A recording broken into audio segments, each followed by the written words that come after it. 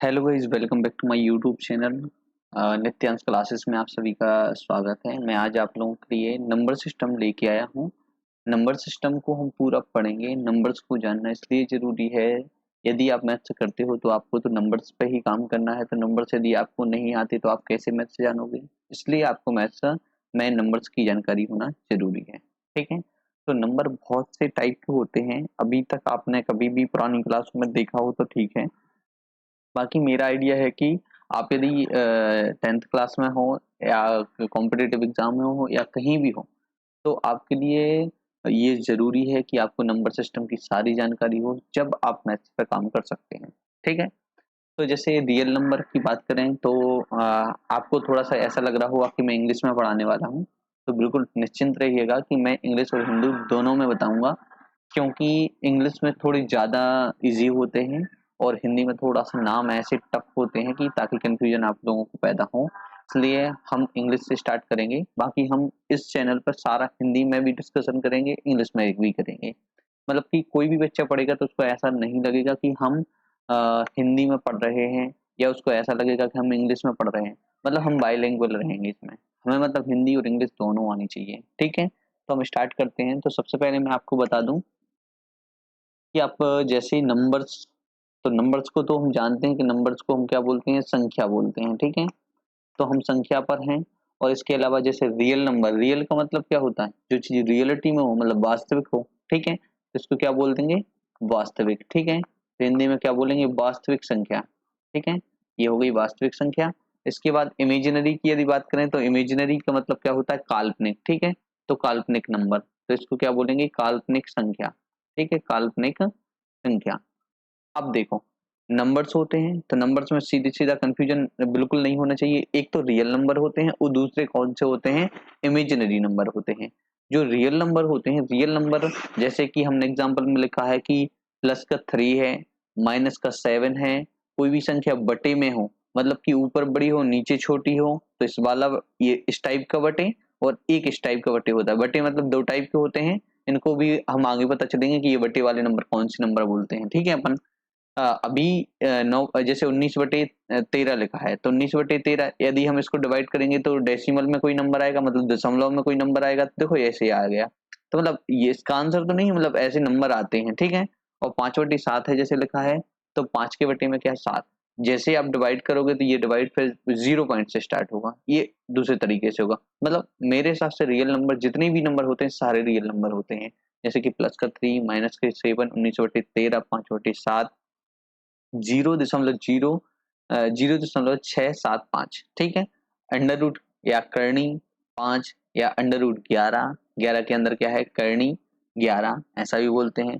ये सारे real number होते हैं, मतलब कि जितने भी नंबर होते हैं सब रियल नंबर होते हैं। ठीक है? हमें सिर्फ इमेजिनरी नंबर में ये सीखना है कि कोई भी अंडर रूट के अंदर माइनस में हो, अंडर रूट के अंदर माइनस में हो, अंडर रूट के अंदर -5, ये एग्जांपल है, 7 लिखना था यहाँ पे। तो 7 भी हो, 8 भी हो, 9 भी हो, 10 भी हो, कुछ भी हो, मतलब माइनस का हो अंडर रूट के अंदर, तो वो क्या होंगे? इमेजिनरी नंबर होंगे। इसके बाद यहाँ पे जैसे माइनस का 1 है, तो ये इमेजिनरी नंबर है, तो इसकी वैल्यू क्या होती है? आयोटा बोलते हैं, आयोटा बोलते हैं। जैसे अंडर रूट के अंदर कितना लिखा है? -1 लिखा है, तो अब हमें क्या करना है कि इसकी वैल्यू क्या है? आयोटा होती है। ठीक है? ये, तो इसको आयोटा बोलते हैं। इसको ज़्यादा जानना ज़रूरी नहीं, बस मैंने बता दिया, कभी-कभी ऑब्जेक्टिव में आ जाता है या कहीं भी आ जाता है, तो आपको ये पता रहना चाहिए। ठीक है? जैसे -1 है, कभी भी अंडर रूट को हम हटाएँगे तो अंडर रूट हटाते हैं, तो आई के ऊपर क्या लग जाता है? स्क्वायर लग जाता है। ठीक है? तो आयोटा स्क्वायर बन जाएगा, तो इस टाइप से बन जाते हैं। तो पहले मैंने क्या बताया? नंबर। नंबर 2 टाइप के होते हैं, एक रियल नंबर होते हैं, एक इमेजिनरी नंबर होते हैं। ठीक है? अब हम सेकंड उस पर पहुँचे, तो रियल नंबर मतलब कि अभी आपने क्या पढ़ा? नंबर, रियल नंबर और इमेजिनरी नंबर 2 होते हैं। तो हम अब इस रियल नंबर पे बात करने वाले हैं। तो देखो यहाँ पे ये रियल नंबर है। रियल नंबर 2 टाइप के होते हैं, एक रेशनल होते हैं, एक इर्रेशनल होते हैं। ठीक है? रेशनल को क्या बोलते हैं हिंदी में? रेशनल को परिमेय संख्या बोलते हैं। ठीक है? तो इसको मैं लिख दूँ परिमेय संख्या। ठीक है? तो परिमेय संख्या, रेशनल। ठीक है? परिमेय संख्या। इसके बाद इर्रेशनल पे यदि बात करें तो अपरिमेय संख्या। ठीक है? अपरिमेय संख्या। ठीक है।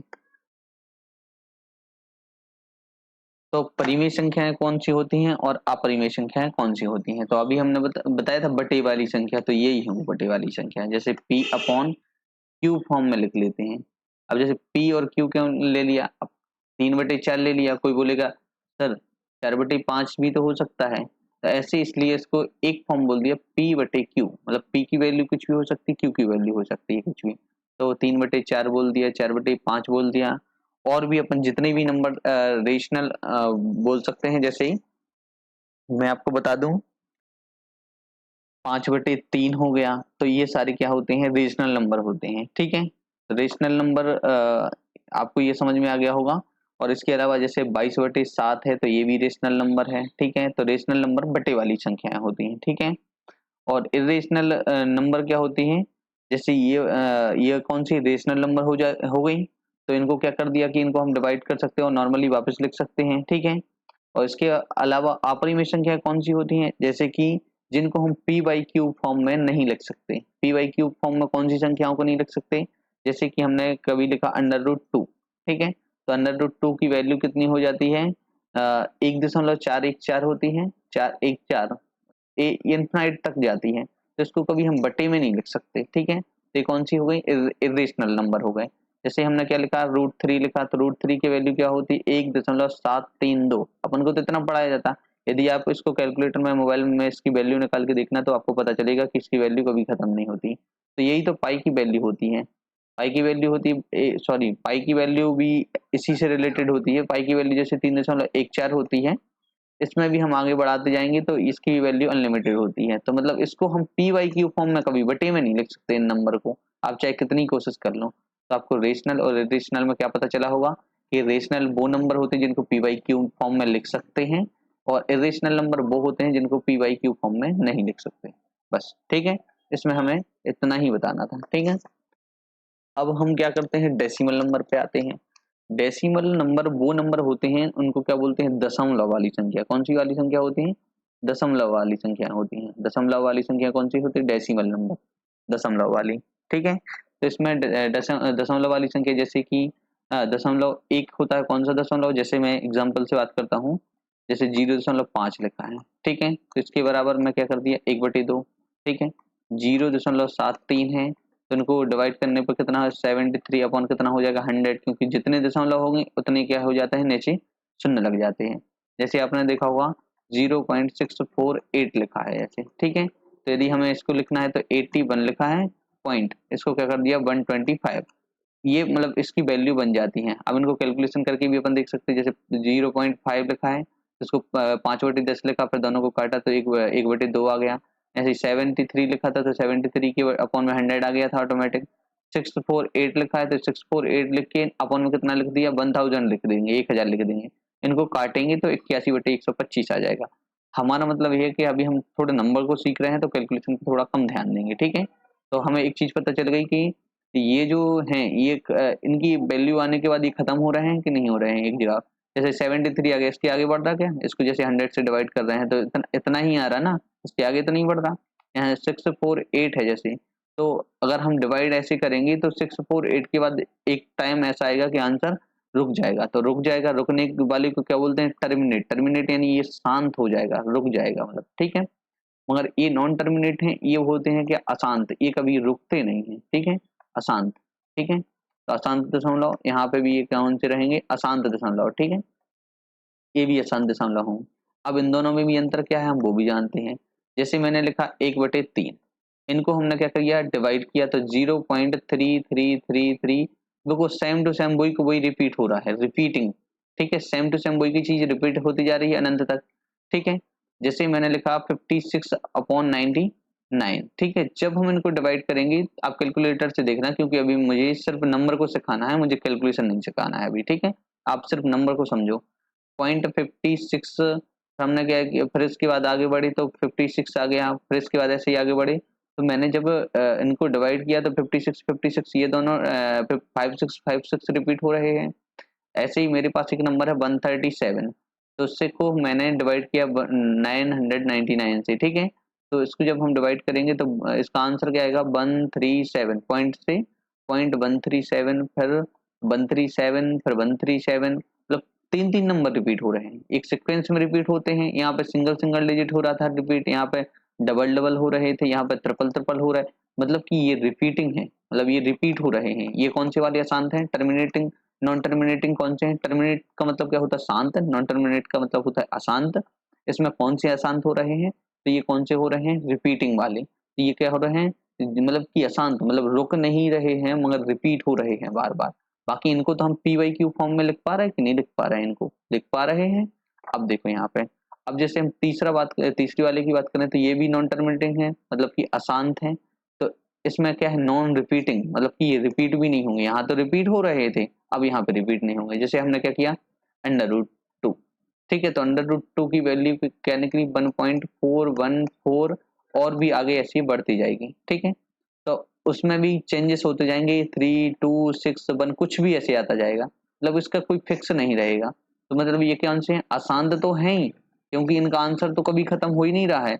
दूसरी चीज क्या हो रही है? इसमें रिपीट भी नहीं हो रहे हैं, तो ये कौन से हैं? अशांत। तो देखो, हमने अभी रेशनल नंबर जब पढ़े थे, देखो पीछे आ जाओ, जैसे हमने रेशनल नंबर पढ़े थे तो क्या बोला था? पी वाई क्यूब में लिख सकते, इनको पी वाई क्यूब फॉर्म में नहीं लिख सकते। तो ये कौन से इरेशनल नंबर है, मतलब अपरिमेय संख्या है। ठीक है, जो परिमेय संख्या है, जो रेशनल नंबर है, पी वाई क्यूब फॉर्म में हम लिख सकते हैं। तो देखो वापस यहाँ पे आके, ये वाले जो टर्मिनेटिंग है और नॉन टर्मिनेटिंग है, रिपीटिंग डेसिमल है। ठीक है, तो इन दोनों को देखो, इन दोनों में आपको एक चीज पता चली होगी, तो इनको पी वाई क्यू फॉर्म में हम लिख पा रहे हैं, इनको भी पी वाई क्यू फॉर्म में लिख पा रहे हैं। तो इससे सीधा सीधा हमें एक चीज पता चली कि ये वाली कौन से नंबर हैं? ये वाले नंबर सारे सारे रेशनल नंबर हैं। ठीक है, ये वाले कौन से? रेशनल नंबर हैं ये वाले। ठीक है, अगर हम इस तरफ आते हैं तो इसकी अगर हम बात करें तो ये कौन सा है? इरेशनल है, क्योंकि इसको हम पी वाई क्यू फॉर्म में नहीं लिख सकते। ठीक है, पी वाई क्यू फॉर्म में नहीं लिख सकते। तो हमने इसकी डेफिनेशन में पढ़ा था कि इसको पी वाई क्यू फॉर्म में लिख सकते हैं, लिखा, इसको हम पी वाई क्यू फॉर्म में नहीं लिख सकते, ये भी पता चल गया होगा।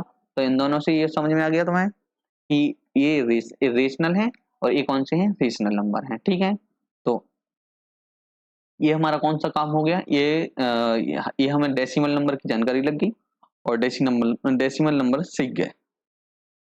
ठीक है, अब इसके बाद हम बात करते हैं कौन सा? इंटीजर।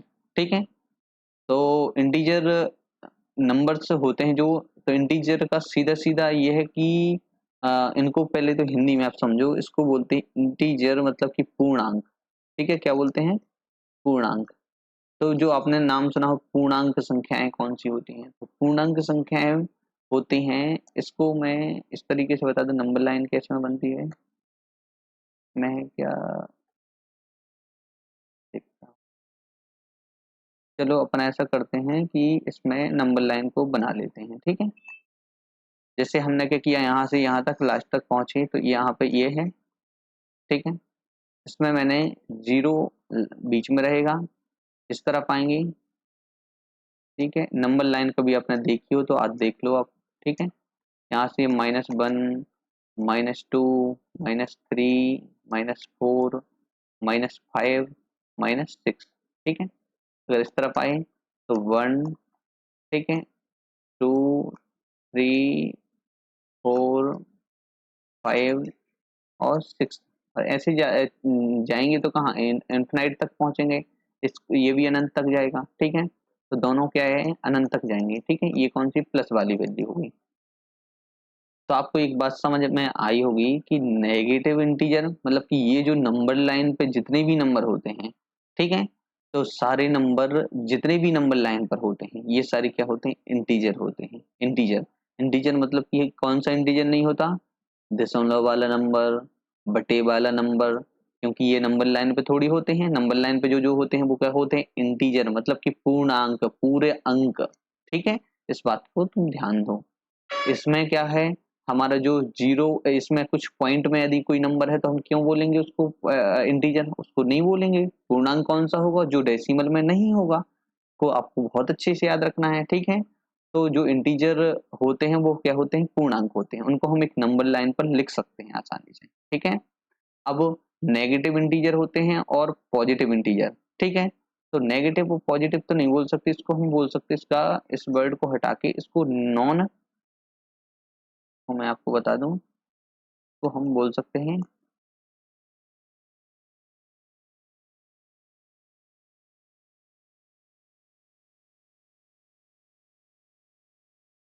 इसलिए नहीं बोल सकते क्योंकि पॉजिटिव, देखो अभी हम आपको बताते हैं, क्योंकि ये जीरो कहाँ जाएगा, जीरो ना तो नेगेटिव होता है ना तो पॉजिटिव होता है। तो देखो इसको हम बोल सकते हैं नॉन नेगेटिव। क्या बोलते हैं? Non negative. ठीक है, क्या बोलेंगे? Non negative. ठीक है, नॉन नेगेटिव इंटीजर है। ठीक है, तो नॉन नेगेटिव इंटीजर कितने होंगे? यहाँ से लेके यहाँ तक। ठीक है, कहाँ से कितने होंगे? कितने होंगे नॉन नेगेटिव इंटीजर? ठीक है, और नेगेटिव इंटीजर कितने होंगे? आगे आगे तक के। ठीक है, तो इतना हो गया हमारा इंटीजर के बारे में, आप समझ गए होंगे। तो इंटीजर को थोड़ा एक अलग तरीके से अपन लिख सकते हैं ऐसे, कि जैसे माइनस इनफाइनाइट से लेकर कहाँ तक जाएंगे? -4, -3, -2, -1। तो ये सारी कौन से हैं? नेगेटिव इंटीजर हैं। ठीक है, और non negative integer, non negative integer कौन से बोलेंगे? 0, 1, 2, 3, 4, 5। क्यों पॉजिटिव इसलिए नहीं बोल सकते क्योंकि जीरो में शामिल कर दिया ना, इसलिए अब हमें बच के चलना होगा कि इंटीजर नॉन नेगेटिव कौन होते हैं और नेगेटिव इंटीजर क्या होते हैं। तो देखो, जैसे नॉन नेगेटिव जो इंटीजर हैं, ये जीरो से लेके इन्फिनाइट तक, अनंत तक जो जाएंगे, तो वो वाले नंबर, उन वाले नंबर को हम होल नंबर भी बोलते हैं। आपने कभी होल नंबर का नाम सुना हो तो होल नंबर भी बोलते हैं। ठीक है, तो होल नंबर कौन से होते हैं? होल नंबर होते हैं जीरो से लेके अनंत तक जाते हैं, मतलब कि इनको क्या बोलते हैं? पूर्ण संख्या। ठीक है, कौन सी संख्या बोलते हैं? पूर्ण संख्या बोलते हैं। ठीक है, पूर्ण संख्या। तो इतना भी आपको समझ में आ गया होगा। तो नंबर को थोड़ा सा ध्यान से, इसका मैं नोट्स भी आपको अब इसका पीडीएफ दूंगा क्योंकि इसका रिवीजन करने की बहुत जरूरत पड़ेगी, इसको बार बार देखना पड़ेगा, तब आप इसको अच्छे से समझ पाओगे। तो ये कौन से होल नंबर होंगे? कौन से? नॉन नेगेटिव, मतलब वो जीरो से स्टार्ट होते हैं लास्ट तक जाते हैं। दिमाग में रखो, इंटीजर नंबर, इंटीजर नंबर वो नंबर होते हैं जो सीधी नंबर लाइन पर होते हैं। इसके बाद हमें क्या सोचना है कि इंटीजर कौन कौन से होते हैं? पॉजिटिव, नेगेटिव और जीरो, तीन टाइप के होते हैं। इसमें देखा कि नेगेटिव नेगेटिव कौन से होते हैं तो उनको अलग कर दिया। अब जो बचे हुए हैं तो वो पॉजिटिव बचे हैं और जीरो बचा है, इसलिए उनको क्या बोल, पॉजिटिव इंटीजर तो बोल नहीं सकते, उनको क्या बोलेंगे अपन? उनको हम बोलेंगे कि जीरो से लेके उनको क्या बोलेंगे? पूरा नॉन नेगेटिव इंटीजर। ठीक है, और वो क्या कहलाते हैं? Whole number. होल नंबर मतलब पूर्ण संख्या। ठीक है, तो पूर्णांक, ऋणात्मक पूर्णांक, इसको धनात्मक पूर्णांक तो नहीं बोल सकते, इसको नॉन नेगेटिव मतलब कि बिना ऋण वाले पूर्णांक। ठीक है, जिसमें ऋण ना हो। ठीक है, अब इसके बाद आगे चलते हैं। ठीक है, इसके बाद ना हम बात करते हैं, जैसे हमने अभी इंटीजर की बात की, मतलब कि क्या बात की? पूर्णांक की बात की। ठीक है, पूर्णांक की। तो पूर्णांक की जब बात की तो इसमें क्या होते हैं? एक इवन होते हैं, मतलब कि सम संख्याएं होती हैं, और दूसरी क्या होती हैं? विषम संख्याएं होती हैं। ठीक है, तो विषम संख्याएं होती हैं, विषम संख्याएं। ठीक है, विषम संख्याएं। तो देखो, सम संख्याएं क्या नेगेटिव होती हैं? बताओ, आपके दिमाग में आ रहा होगा कि क्या सम संख्याएं नेगेटिव भी हो सकती हैं क्या? देखो, मैं आपको बता दूं कि हाँ, सम संख्याएं नेगेटिव भी होंगी और पॉजिटिव भी होंगी। ठीक है, कौन कौन सी होंगी? नेगेटिव और पॉजिटिव दोनों होंगी। ठीक है, तो ऋण में भी होंगी और धन में भी होंगी। ये आपको थोड़ा सा नया लग रहा होगा क्योंकि कभी अपन नोटिस नहीं करते कि आखिर ऐसा भी होता है। ठीक है, जैसे कि अभी हमने क्या बता दिया कि इवन नंबर कौन कौन से होते हैं? नेगेटिव, पॉजिटिव, और जो जीरो भी होता है वो भी इवन के अंदर ही आता है। एक ये वाला भी क्वेश्चन क्लियर हो जाता है आपका।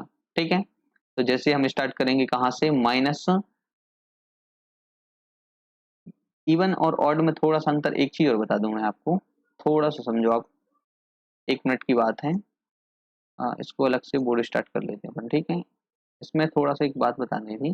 जैसे हम कभी भी नंबर लिखते हैं, वन, दिख नहीं रहा होगा, जैसे हम लिखते हैं 1, 2, 3, 4, 5, 6, 7, 8, 9 और 10।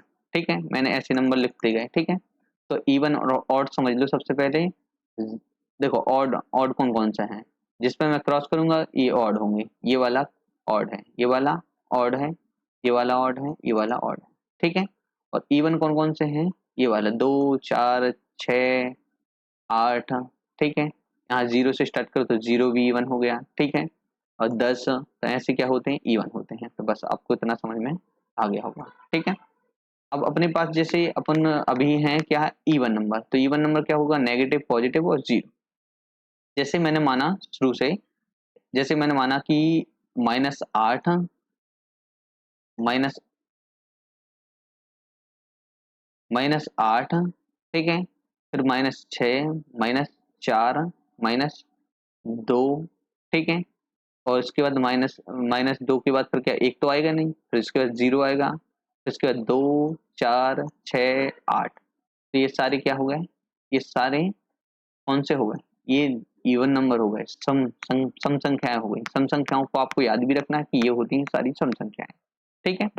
अब इसके बाद हम पहुंचते हैं ऑड नंबर पे। तो ऑड नंबर कौन से होते हैं, तो ऑड नंबर आपको पता रहना चाहिए कि देखो नेगेटिव भी होते हैं, ठीक है, नेगेटिव होते हैं, फिर इसके बाद क्या होते हैं, पॉजिटिव भी होते हैं, पॉजिटिव, ठीक है, फिर इसके बाद जीरो नहीं होता, ठीक है। तो जीरो आपको याद रखना, जीरो तो मैंने उसमें शामिल कर दिया, किसमें शामिल कर दिया, इवन में शामिल कर दिया, तो जीरो नहीं होता, यहाँ पे ये होता है, ठीक है। तो जैसे हम स्टार्ट करेंगे तो यहाँ से -5, -3, -1, फिर क्या जीरो को हटा देंगे तो 1, 3, 5, 7 और 11। तो ये सारी कौन से हो जाते हैं हमारे, ये सारी ऑड नंबर हो जाते हैं, ठीक है। तो ऑड और इवन में फर्क समझ में आ गया कि ऑड इवन क्या होते हैं, ठीक है। अभी मैंने उस बोर्ड पे भी बताया था कि स्टार्ट कहाँ से होते हैं और कैसे होते हैं। तो मिनी बोर्ड पे देखो, यहाँ पे आपको दिख रहा होगा कि ये सारे कौन कौन से नंबर इवन कौन कौन से हैं, ये वाले हैं, ठीक है। इवन है 0, 2, 0, 2, 4, 6, 8, 10, ठीक है। और ऑड कौन कौन से होते हैं, 1, 3, 5, 7 और 9, ठीक है, ये होते हैं। तो अब आपको अच्छे से याद रखना है, इनको भी याद रखना है। नंबर्स की देखो जानकारी होना चाहिए, नहीं तो यदि आपको नंबर्स की जानकारी नहीं है तो फिर आप कैसे मैथ्स को सीखोगे, ठीक है। तो अभी तक तो जो नंबर थे बहुत नॉर्मली, बहुत ही बेसिक मैंने थोड़ा तरीके से पढ़ा दिया है, तरीके से बता दिया है। इसको आप बार बार देखना तो आपको और अच्छे से क्लियर हो जाएगा, ठीक है। अब इसके बाद हम चलते हैं कौन से, नेचुरल नंबर, ठीक है। तो अभी हमने जब बात की थी तो नेचुरल नंबर और होल नंबर। होल नंबर कौन से बताए थे मैंने, बताओ होल नंबर कौन से बताए थे, जो जीरो से स्टार्ट हो, 1, 2, 3, 4, इन्फिनाइट तक जाएं, ठीक है, कहाँ तक जाएं, इन्फिनाइट तक, अनंत तक जाएं, ठीक है। तो वो वाले कौन से होते हैं, होल नंबर। बस नेचुरल नंबर में ये है कि ये होल अकेला अलग हो जाता है, हट जाता है। तो 1 से स्टार्ट होते 1, 2, 3, 4, 5, 6, 7, 8, 9 ऐसे अनंत तक जाएंगे, तो ये कौन से होते हैं, होल नंबर होते हैं, ठीक है। तो होल नंबर की आपको सॉरी नेचुरल नंबर होते हैं। होल नंबर मैंने बता दिया कि जीरो से स्टार्ट होते हैं। तो मैंने यहाँ बताया था आपको कौन से वाले होते हैं होल नंबर, कहाँ से, जैसे अपन इंटीजर नंबर की बात करें तो नेगेटिव और नॉन नेगेटिव। नॉन नेगेटिव में यदि हम आए तो कौन सा होल नंबर होता है, ठीक है। होल नंबर में यदि हम आएंगे तो होल नंबर कौन से हमारे होंगे, जो नॉन नेगेटिव हैं। थोड़ा ये आपको लगता होगा कि हम एक लाइन में लिखकर सारे एक बार में बता देते हैं, तो क्या होता है, कंफ्यूजन पैदा हो जाती है। इसलिए मैं चाहता हूँ कि आपको कंफ्यूजन ना हो, और आपका यदि ऐसा आइडिया है कि आपको एक लाइन में पूरा देखना है, पूरा पढ़ना है, तो हम इसकी नेक्स्ट क्लास में आपको बताएंगे, जिससे आपको लोगों को वो अच्छा रिवीजन भी हो जाएगा और क्लियर भी हो जाएगा। और 10th क्लास का हमारा फर्स्ट चैप्टर इसकी नेक्स्ट क्लास से स्टार्ट होगा। ये क्लास आपको अच्छी लग रही हो तो जरूर आप लोग हमारी इस क्लास को लाइक करें, ताकि हमें भी मोटिवेशन मिले और भी हम वीडियो आपको ऐसे ही कंटेंट लेके आए, ठीक है। जैसे 1, 2, 3, 4, 5, 6, 7, 8 यहाँ अनंत तक जा रहा है तो नेचुरल नंबर हो गया। होल नंबर कौन सा हो गया, नेचुरल नंबर में बस जीरो को जोड़ देंगे तो होल नंबर हो जाता है। अब थोड़ा प्राइम नंबर की बात करें, तो प्राइम नंबर वो नंबर होते हैं, नेचुरल को मैंने हिंदी में बताया क्या, नेचुरल को बोलते हैं प्राकृत संख्या। कौन सी संख्या, प्राकृत संख्या। और इसके बाद होल नंबर को क्या बोलते हैं, पूर्ण संख्या, ठीक है, पूर्ण संख्या। तो ये आपको आ गया होगा समझ में। अब इसके बाद प्राइम नंबर है, तो प्राइम नंबर को बोलते हैं, प्राइम नंबर वो नंबर होते हैं अभाज्य संख्या, मतलब ठीक है, अभाज्य मतलब कि जिसमें किसी का भाग ना जाए, सीधी सीधी बात ये है, सिर्फ खुद का ही जाए। जैसे मैंने अभाज्य अभाज्य संख्याओं की जैसे यदि हम बात करें तो अभाज्य संख्याएं कहाँ से स्टार्ट होती हैं, 2 से होती हैं। एक को बिल्कुल भी मत लेना, ठीक है, एक ध्यान रखना आपको, ठीक है। तो एक क्या है, एक का सिर्फ एक ही फैक्टर होता है। फैक्टर भी मैंने अभी आपको नहीं बताया, फैक्टर भी आपके जो चैप्टर स्टार्ट होगा उसमें एलसीएम एचसीएफ में सबसे पहले फैक्टर ही पता चलेगा। फैक्टर मतलब कि उसके टुकड़े, जैसे एक के आप कितने टुकड़े करोगे, एक का तो सिर्फ एक ही टुकड़ा होगा। अभाज्य संख्याएं वो होती हैं जिनमें किसी का भाग न जाए खुद के अलावा, और उसके दो फैक्टर हों। जैसे यदि मैंने एक लिया तो इसके दो फैक्टर कौन से होगा, एक 2 हो गया और एक 1 हो गया, तो 2 एकम 2 दोनों बन गए ना फैक्टर। यदि मैंने इसका 3 लिया तो 3 का कितने फैक्टर होंगे, 3 होगा और 1 होगा, ठीक है। मतलब कि वो संख्या 2 से भी डिवाइड हो जाएगी और 1 से डिवाइड हो जाएगी, बस ये 2 नंबर से डिवाइड हो। तो मतलब कि प्राइम नंबर वो होते हैं जो एक से डिवाइड हो और खुद से डिवाइड हो, बस। ठीक है, तो प्राइम नंबर कौन से होते हैं? एक से डिवाइड हो और खुद से डिवाइड हो। ठीक है, तो ये दो से डिवाइड हुआ, ये दो खुद से भी डिवाइड होगा, एक से भी डिवाइड होगा, तीन खुद से डिवाइड होगा और एक से भी डिवाइड होगा। इसके बाद हम आते हैं कौन सा? पांच। पांच के बाद कौन सा होता है? सात। सात के बाद आठ होता क्या? आठ तो दो से होगा डिवाइड, चार से भी डिवाइड होगा, आठ से भी डिवाइड, उसके तीन फैक्टर हो जाएंगे। तो नौ पर आते हैं, तो नौ तीन से डिवाइड होगा, एक से डिवाइड होगा, नौ से भी डिवाइड होगा, वो भी नहीं होता। दस भी नहीं होता। फिर इसके बाद हम किस पे आएंगे? ग्यारह पर आएंगे। फिर इसके बाद बारह होता है। बारह तो दो तीन पहाड़े में हमें मिलते हैं देखने को। तेरह मिलता क्या? तेरह नहीं होता। तो तेरह इसका क्या? प्राइम नंबर है। तो ऐसे आपको जब प्राइम नंबर आप बहुत सारे लिखोगे तो आपको खुद ऑटोमेटिक याद हो जाएंगे कि प्राइम नंबर कैसे क्या होते हैं। ठीक है, तो आपको प्राइम नंबर अब याद रखना है। ठीक है, अब इसके बाद जैसे हम कंपोजिट की बात करें तो ये कौन सी हो गई? अभाज्य संख्याएं। और कंपोजिट नंबर कौन से होते हैं? भाज्य, मतलब कि जो जो प्राइम नंबर ना हो, जैसे भाज्य मतलब कि जिनमें भाग जाए। ठीक है, तो भाज्य संख्या मतलब जैसे प्राइम नंबर ये है, तो प्राइम नंबर के अलावा सारे क्या होते हैं? प्राइम नंबर जो होते हैं, तो प्राइम नंबर में तो भाग नहीं जाता, उसके अलावा जितनी भी संख्याएं होती है सब में भाग जाता है। तो आपको याद रखना कि मोर देन टू फैक्टर, मतलब कि दो फैक्टर से भी ज्यादा फैक्टर हो। जैसे इनमें दो दो फैक्टर थे, जिनके दो फैक्टर से अधिक फैक्टर हो वो कौन से होते हैं? भाज्य संख्याएं होती हैं। ठीक है, तो इनको आपको याद रखना है। ठीक है, तो कंपोजिट नंबर कौन से? जैसे हम चार, चार, छ, आठ, आठ भी होता है, छह भी होता है। ठीक है, उसके बाद 10 भी हो गया, 12 भी हो गया, 14, 16, 15 भी है। ठीक है, तो ऐसे नहीं ऑड इवन वाला दिमाग नहीं लगाना, आपको बस ये दिमाग लगाना कि इनके फैक्टर 3 से ज्यादा हो। एक बार आप लिख के देखना, तब आपको और अच्छे से क्लियर हो जाएगा। ठीक है, इसमें टेंशन की बात नहीं है। ठीक है, अब इसके बाद आपको एक क्वेश्चन आ रहा होगा कि एक क्यों नहीं होता? तो हमने ये बात की थी कि इसमें दो फैक्टर हों, इसमें दो से अधिक हों, दो से अधिक बोला है, दो से अधिक फैक्टर हों।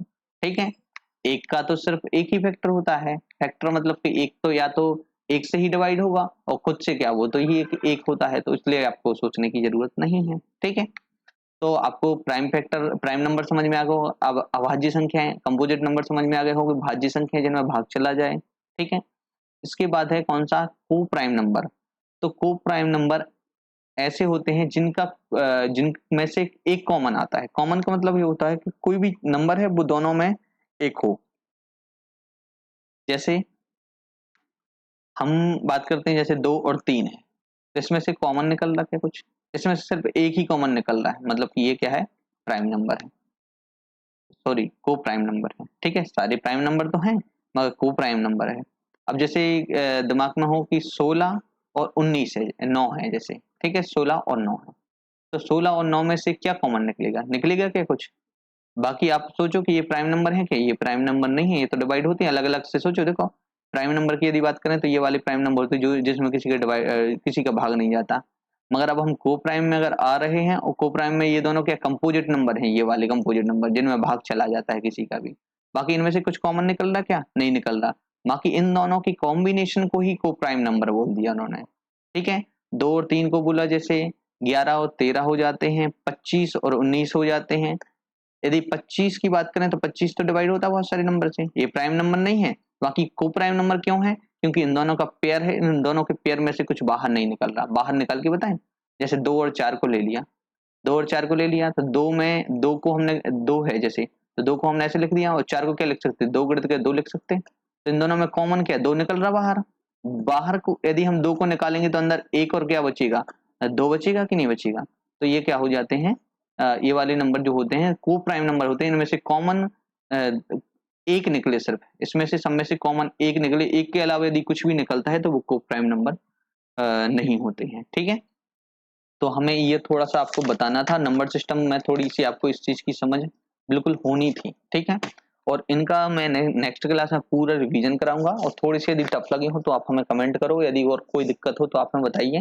इसमें आपको कुछ भी कंफ्यूज कर रहा हो तो इसमें कमेंट करिएगा, ताकि मैं आपको आपकी उस कंफ्यूजन को खत्म कर सकूं। ठीक है, और इसके आगे अब जैसे आपने कभी इस पे नोटिस किया हो कि कोई ऑड नंबर और इवन, ऑड और इवन तो मैंने अपन ने पढ़ लिया है। ठीक है, जैसे कोई ऑड नंबर होता है तो ऑड और इवन नंबर पहले लिख लें। ठीक है, तो ऑड इवन नंबर कौन कौन से होते हैं? तो यहाँ रेड से लिख रहे हैं कौन सा? Even number. ठीक है, इवन नंबर कहाँ से स्टार्ट होते हैं? जीरो से। तो 0 2 4 6 8 10, तो ये सारे क्या हैं, इवन नंबर हैं, ठीक है। अब यदि हम किसकी बात करें, ऑड नंबर की, ठीक है, तो ये हमारे कौन से हैं, ऑड। तो ऑड कौन से हैं, 1 3 5 7 9 11 और 13, ठीक है। तो ये सारे क्या होते हैं, हमारे ऑड नंबर होते हैं, ठीक है। अब यदि हम ऑड नंबर की बात करें तो ऑड में ऑड का मल्टीप्लाई करें तो ऑड हमारे कौन से हैं, 3 है और 7। तो इन इन इनका मल्टीप्लाई किया तो 21 आया, तो हमारे लिए ऑड ही तो मिला आंसर में, ठीक है। यदि हमने एक इवन लिया, एक इवन मतलब कि हमने 2 को ले लिया, ठीक है, और फिर हमने 2 में किसका, इवन में ही मल्टीप्लाई किया, 4 में किया, तो 4 दूनी कितना हो गया, 8 हो गया, ठीक है। तो इससे हमारा क्या आंसर आया, इवन ही आया। यदि हमने एक ऑड को लिया, जैसे हमने 3 को लिया और इसके बाद हमने 3 में किसका, इवन का मल्टीप्लाई किया, मतलब कि किसमें 4 का मल्टीप्लाई कर दिया, तो हमारा आंसर कितना आया, 12, मतलब इवन आया। तो ये आपको याद रखना कि ऑड और ऑड का मल्टीप्लाई करेंगे तो ऑड ही आएगा, इवन का इवन में करेंगे तो इवन आएगा, ऑड और इवन का करेंगे तो हमारा बस याद ये रखना है कि इसको इसका इवन आएगा। ऑड ऑड में ऑड आया, इवन इवन में इवन आया, ऑड और इवन में क्या आएगा, इवन आएगा। मतलब कि इवन इवन ऑड को भी इवन बना रहा है, ठीक है, ये आपको याद रखना है। अब इसके बाद हम नेक्स्ट बात करेंगे ऑड। जैसे कि हमने अभी ये नंबर लिए थे कौन से, ऑड और इवन लिखे थे, तो 1 0 2 4 6 8 10, ठीक है, और ऑड नंबर 1 3 5 7 9 और कितना, 11, ठीक है। अब जैसे हमने ऑड में ऑड को प्लस करेंगे, ऑड मतलब कि हमारा 3 है, 3 में हमने किसको, 5 को प्लस किया, तो हमारा आंसर कितना आया, 3 में 5 को प्लस किया तो 8 आया, इवन आया। यदि हमने 5 में यदि हमने 3 में 5 को माइनस किया तो हमारा कितना आंसर आएगा, 2 आएगा। तो 2 इवन आया कि नहीं आया, इवन किसी ने बोला तो नहीं कि इवन माइनस नहीं होता, अभी हमने सिखा दिया था, अभी याद रखना, ठीक है, भूलना नहीं इस बात को, ठीक है। अब जैसे हमने इवन लिया 2, ठीक है, इवन में हमने 2 इवन में इवन को हमने 4 को जोड़ दिया तो कितना हमारा आंसर आ गया, 6 आ गया कि नहीं आ गया। यदि इसको हम घटाएंगे तो वही होगा ना, 2 में से 4 को घटा देंगे तो हमारा आंसर कितना, माइनस का 2 हो गया। माइनस का 2 तो इवन होता है, कोई दिक्कत तो नहीं है आपको, ठीक है। इसके बाद यदि हम ऑड की बात करें तो ऑड में जैसे आपका 3 है और इवन हमने आप 8 ले लिया, तो 8 और 3 कितने हो जाते हैं, 8 और 3 कितने हो जाते हैं, जल्दी बताओ, 11 हो जाते हैं, ठीक है। तो 8 और 3 कितने, 11, तो ये 11 हुए ना, तो इनको हमने प्लस किया तो 11 आए। यदि हम इसको माइनस करेंगे तो क्या आएगा, 3 में से हम 8 को माइनस करेंगे तो माइनस का कितना आएगा, 5 आएगा। ऑड आ रहा है कि नहीं आ रहा, तो मतलब कि ये जो मैंने लिख के रखा है ये बहुत काम में आने वाला है और आपका दिमाग बहुत जल्दी बहुत अच्छा एक्टिव होगा यदि आपको ये चीज आएगी। थोड़ी सी कंफ्यूज करेगी मगर आज आप ये इस चीज को सीख जाओगे तो आपका आगे का बहुत अच्छा कैलकुलेशन हो जाएगा, ठीक है। आपको ये पूरा सेशन अच्छा लगा हो तो जरूर हमारे सेशन को लाइक करें और हमारे चैनल को सब्सक्राइब करें, और इसके अलावा कोई भी कंफ्यूजन हुई हो तो जरूर आप हमें कमेंट करिएगा, मैं उस पर पूरा वीडियो डाल दूंगा, आप टेंशन मत लेना, ठीक है।